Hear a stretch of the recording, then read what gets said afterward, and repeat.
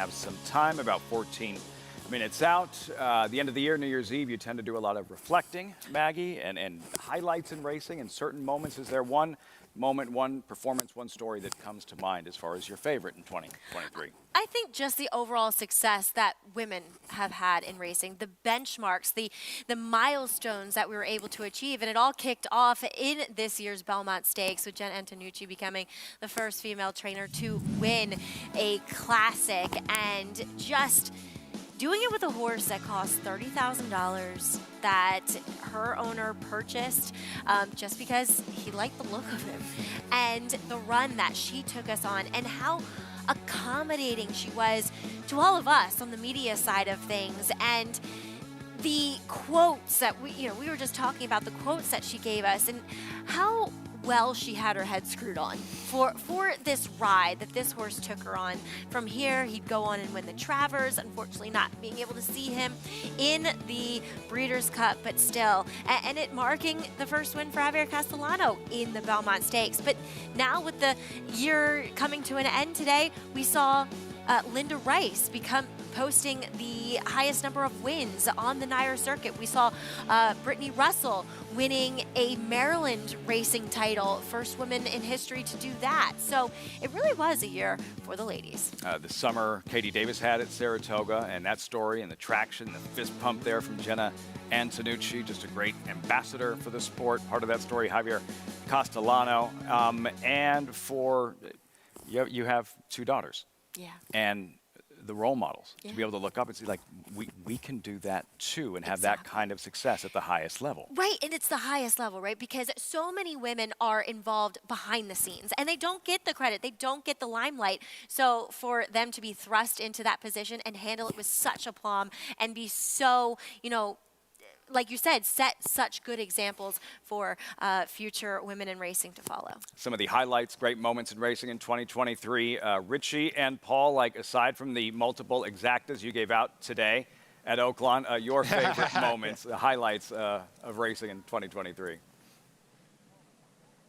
Well, Mick and I were talking about this even yesterday and going over. It's just so hard to quantify what happened in 2023 in horse racing. I think Maggie just summed up a lot that went on, and I'm going to stick with the ladies myself. Meg, having this, spot here, and this was just unbelievable to me to watch Clairiere run down Secret Oak in the Apple Blossom.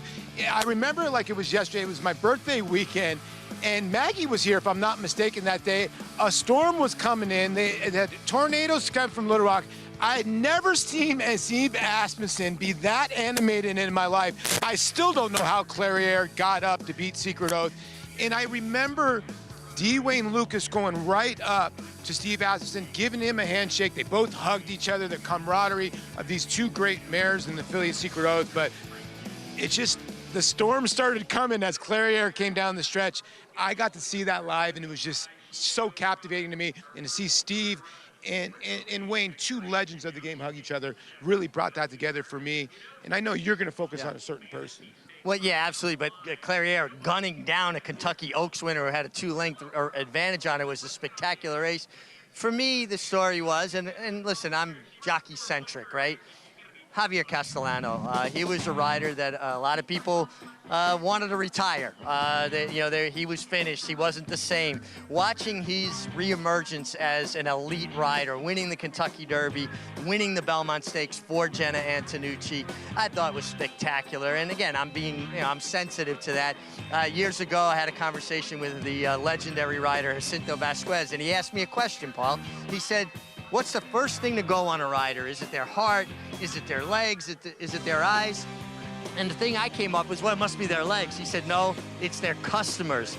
People will turn their back on you when they can get a younger guy or a younger rider, somebody that they feel can fill your shoes. And the fact that Javier was able to reinvent himself with the stewardship of P.J. Campo, his agent, I thought was a spectacular story this year.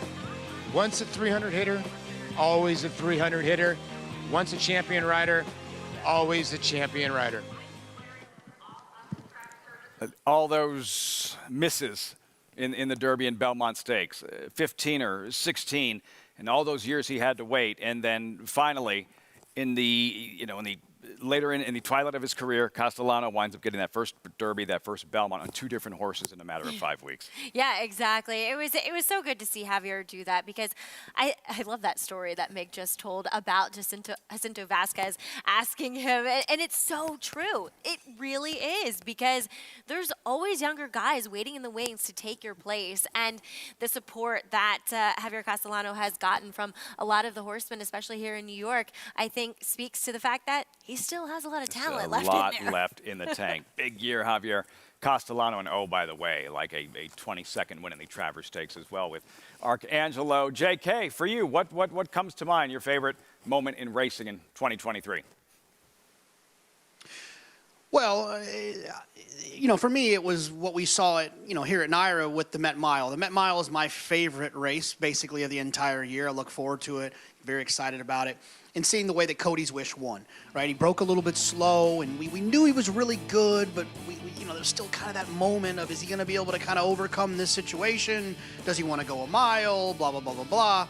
And the way that he swept the field that day and just kind of ran towards the outside and beat all those other horses after breaking slowly, I thought was an outstanding racing moment. But I think it's all, if we're being honest, it's fair to note that what Codys Wish did throughout his career, I think a lot of the emotional portion of that came with the story that came along with who he was named after in Cody Dorman.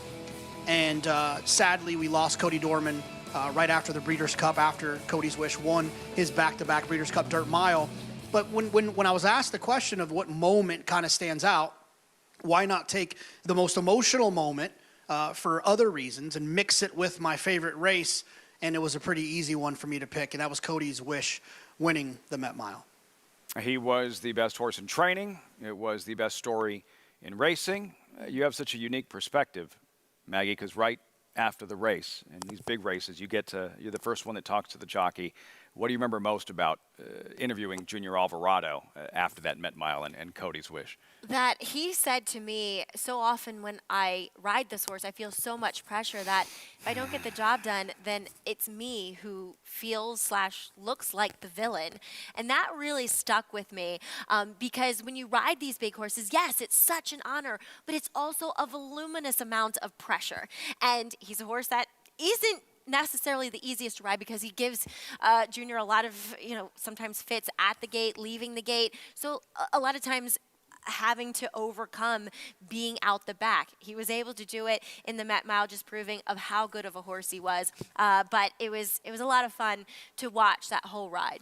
That was a goosebump moment being here, and Tom Durkin calling that Met Mile, that incredible story, and Cody Dorman, who we last lost sadly, and what the horse meant to him and what the horse meant to the family and their connection, and seeing it all unfold, and a horse who is in a finalist as Horse of the Year and championship honor certainly for 2023 as we look back at some of the highlights in racing over the past calendar year.